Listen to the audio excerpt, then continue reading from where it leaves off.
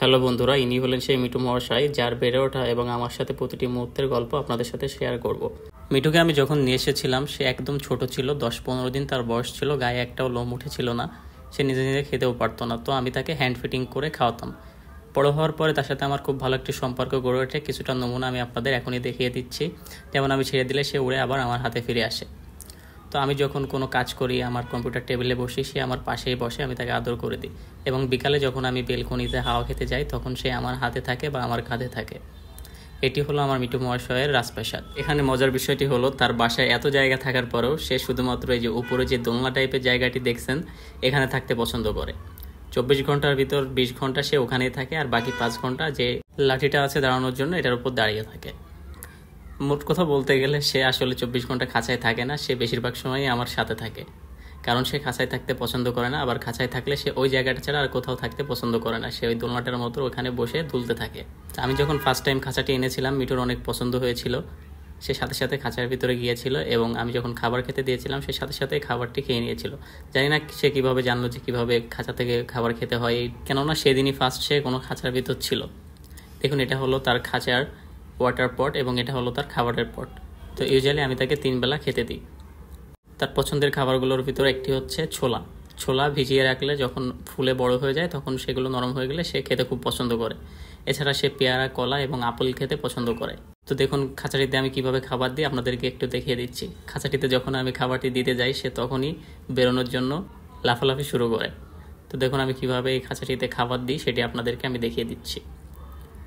ফার্স্টে যে পটের উপরে যে স্ট্যান্ডটা দেখছেন ওটি উপরের দিকে একটু টান দিলেই পটটি টান দিলে বের হয়ে আসবে। এরপরে পটটিতে ছোলা বা পেয়ারা বা আপেল যাই দিই সেটি ভরে দিই, দিয়ে আবার ওটা উপরের দিকে একটু টান দিই, দিয়ে আবার খাবারের পটটি ওর ভিতর দিয়ে দিই। তো দেখুন আমি কিভাবে খাবারের পটটি আবার ওখানে রাখি আপনাদেরকে দেখাচ্ছি। তো দেখুন খাবার যখন আমি ভরতে যাই তখন মিঠু লাফালাফি শুরু করে, খাবারের জন্য সে ব্যস্ত হয়ে যায়। আসলে ব্যাপারটা এমন না, তার খাঁচা থেকে আমি তার রাজপ্রাসাদ থেকে কেন আমি তার পটটি নিলাম সে কারণে সে ব্যস্ত হয়ে যায়, রেগে যায়। তো যখন আমি আবার খাবারের পটটি রাখবো সে সাথে সাথে এখান থেকে খাবার নিবে, কিভাবে খাবার নেয় আপনারা দেখতে পারবেন। তো দেখুন সিম্পলি আমি খাঁচার ওই বারটি উঁচু করে পটটি দিয়ে দিলাম এবং সাথে সাথে মিঠু ওখান থেকে একটি ছোলা মুখে নিয়ে তার যে ডান্ডাটি আছে ডান্ডার উপর দাঁড়িয়ে গেল এবং ছোলাটি খেতে শুরু করলো। মিঠু আসলে ছোলার ভিতরের যে অংশটুকু ওটুকু খাই, খোসাটি নিচে ফেলে দেয়। এভাবে মিঠু আবার যাবে, আবার একটি করে ছোলা নেবে, আবার খাবে, তারপর আবার যাবে, আবার একটি করে ছোলা নেবে, এভাবে খাবে। দেখুন আবার গেল, এখনও উঠবে, উঠে আরেকটি ছোলা নিবে, নিয়ে আবার ডান্ডার উপর চলে আসবে। হ্যাঁ, একটি ছোলা নিয়ে নিল, আবার দেখুন ডান্ডার উপর চলে যাচ্ছে। মিঠু কখনো একা থাকতে পছন্দ করে না। যদি তাকে আমরা অন্য রুমে রেখে দিই তাহলে সে চিল্লাচিল্লি শুরু করে, ডাকাডাকি শুরু করে। সে এখনও পুরোপুরি কথা বলা শেখে নাই, সে শুধুমাত্র মিঠু মিঠু বলতে পারে এবং চিল্লাতে পারে। এছাড়া আমি যদি কোনো গান বা কোনো মিউজিক শুনি তখনও সে মিউজিকটা শুনে চিল্লাচিল্লি শুরু করবে। দেখুন আমি খাঁচাটির দরজাটি খুলে দিলাম, দিয়ে ক্লোজভাবে আমি মিঠুকে আপনাদেরকে দেখাচ্ছি সে কীভাবে খাবার খায়, সেটা আসলে আপনাদেরকে দেখাতে চাচ্ছি। তো খাঁচা খোলা রাখলে সে একটু পরে বাইরে চলে আসবে। তো সে একটু নাটক করতেছে, আমি যখন এটা উঁচু করে রাখবো সে অবশ্যই বাইরে চলে আসবে। তো কিছুটা সময় অপেক্ষা করলে অবশ্যই সে বাইরে চলে আসবে, আমরা কিছুটা সময় অপেক্ষা করি। দেখুন সে বাইরে চলে এসেছে, এখন সে নিচে নামার চেষ্টা করবে, কিন্তু সে নিচে একা একা নামবে না। যখন আমি আমার আঙুলটা তার পায়ের ওখানে দিব তখন আমার আঙুলের উপর দাঁড়াবে এবং আমার আঙুলের উপর নেমে আসবে। দেখুন সে চেষ্টা করছে এ পাশ দিয়ে কীভাবে খাবারটি বের করা যায়, কিন্তু এটা আসলে পসিবল না। তো আমি তাকে খাবারের পটটি আগিয়ে দিলাম যাতে ওইটার উপর পা রেখে সে নামতে পারে, কিন্তু সে ওইটাও পারবে না। সে শুধুমাত্র আমার আঙুল দিলে আঙুলের উপর বা হাতের উপর দাঁড়িয়ে থাকতে পারে বা এভাবে নামতে পারে।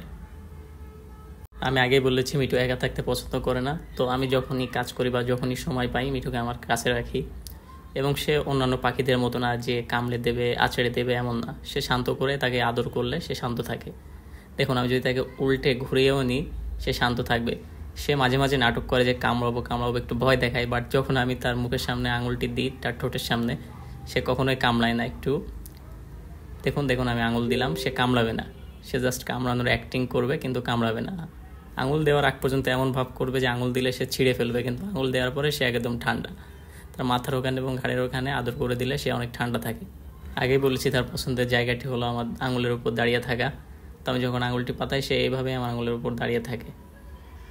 তো এভাবে তার সাথে আমার কিছুটা বিকালের সময় কেটে যায় এবং আমি যদি বেলকনিতে যাই তাকে আমি কাঁধে করে নিয়ে যাই। আমার মিঠুর ব্যাপারে আরেকটি মজার বিষয় হলো মিঠু মাঝে মাঝে যখন আমি তার সাথে কথা না বলি আমি যখন কোনো কাজ করি তাকে পাশে রেখে দিই, সে একটি পা উঁচু করে এভাবে দাঁড়িয়ে থাকে এবং নিজে নিজে কি যেন একটা বলতে থাকে।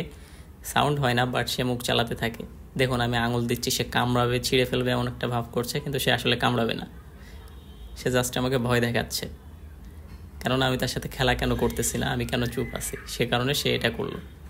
মিঠু যে শুধু আমার সাথে খেলা করে এমন না, মিঠুর খেলার সাথে সেবে জ্যাক অ্যান্ড জেনিও আছে। তারা দুজনে মিঠুর সাথে অনেক দুষ্টামি করে, মিঠুও তাদের সাথে দুষ্টামি করে। জ্যাক অ্যান্ড জেনি মিঠুকে শুয়ে দেখতে চায়, কিন্তু মিঠু তার থেকে পালাতে চায়। সো মিঠু এক্ষেত্রে আমার কাঁধে আছে এবং জ্যাক অ্যান্ড জেনি তাদের ছুঁতে পারতেছে না। তো জ্যাক অ্যান্ড জেনির ভিডিও আমি পরবর্তী একটা ভিডিওতে নিয়ে আসবো। জ্যাক অ্যান্ড জেনিও মিঠুর সাথে অনেক ফ্রেন্ডলি হিসেবে থাকে। তো জ্যাক অ্যান্ড জেনির ভিডিও পরবর্তীতে আমি আপনাদেরকে দিব।